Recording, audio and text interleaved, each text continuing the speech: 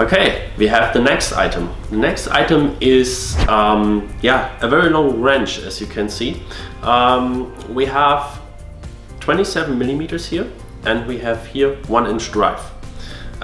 This wrench is especially for brake calipers in Volvo FH, FM models, and I was wondering when I was seeing this wrench the first time why I can use a normal 27 millimeter wrench.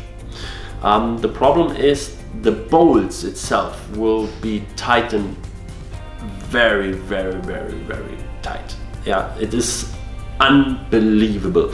In the first step, we need them for open these bolts. Yeah, so we use this as a very long wrench, and we can extend here with a 1-inch breaker bar, so that we have a real long handle to open it.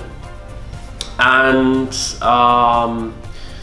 for tightening, it is also very important, because what we have to do to tighten these brake calipers or these brake saddles on these Volvos is, in the first step, we are tightening these bolts with a torque wrench, 300 Newton meters, what is quite a lot.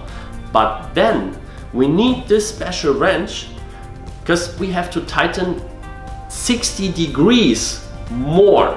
Yeah, so you can imagine this is a lot of power what you need, and this we are doing with this special wrench.